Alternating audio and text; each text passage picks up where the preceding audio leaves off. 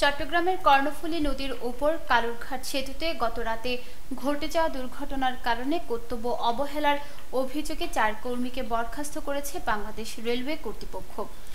বাংলাদেশ রেলওয়ের চট্টগ্রামের বিভাগীয় ব্যবস্থাপক আব্দুর রহমান জানান, বরখাস্তকৃত কর্মীরা হলেন কক্সবাজার এক্সপ্রেস ট্রেনের গার্ড সোহেল রানা, লোকোমাস্টার গোলাম রসুল, সহকারী লোকোমাস্টার আমিনুল্লাহ এবং সেতু গেটকিপার মোহাম্মদ মাহবুব।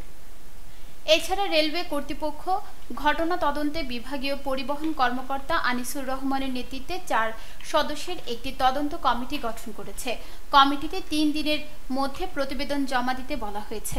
গতকাল 5 জুন বৃহস্পতিবার রাতে কালুরঘাট সেতুতে সিএনজি চালিত অটোরিকশা সহ বেশ কয়েকটি গাড়িতে কক্সবাজার এক্সপ্রেস ট্রেনের ধাক্কায় কমপক্ষে 2 জন নিহত এবং 5 জন আহত হয়।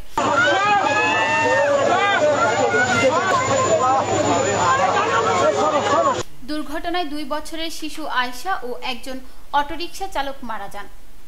আয়শার বাবা সাজ্জাদুন নূর জানান, ঈদ উপলক্ষে পরিবার সহ চট্টগ্রামের বোয়ালখালী উপজেলার পূর্ব গোমদন্ডি গ্রামে যাওয়ার পথে সেতুর মাঝখানে সামনের একটি গাড়ি বিকল হয়ে যাওয়ায় তাদের অটোরিকশাটি সামনের দিকে যেতে পারেনি। তিনি বলেন, ট্রেনটি অটোরিকশাটিকে ধাক্কা দিলে তা ভেঙে যায়। আমার মেয়েটা মাথায় আঘাত পেয়ে অজ্ঞান হয়ে পড়ে। আমার স্ত্রীও আহত হয়েছে।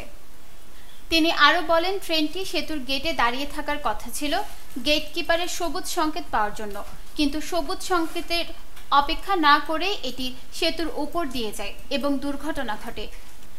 আয়শার বাবা বলেন, আমি ন্যায় বিচার চাই। আমার নিষ্পাপ শিশুটির কি দোষ ছিল?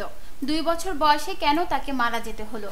রেলওয়ের বিভাগীয় ব্যবস্থাপক আব্দুর রহমান বলেন, সকাল থেকে ওই রুটে ট্রেন চলাচল পুনরায় শুরু হয়েছে।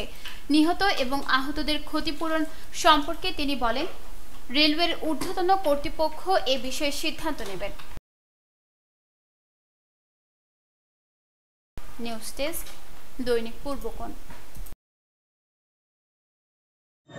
ক্রিকেটে ফর্ম সবসময় একরকম যায় না। কখনো একটা বলও কানেক্ট হয় না, আবার কখনো ব্যাট চালালেই 4 ছক্কা।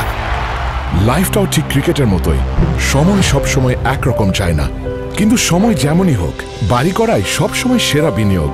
সেই সেরা বিনিয়োগ করুন সেরা সব উপকরণ দিয়ে। তাই কিছু টাকা না বাঁচিয়ে বাড়ি করুন বেস্ট সিমেন্ট 7 রিং সিমেন্ট দিয়ে।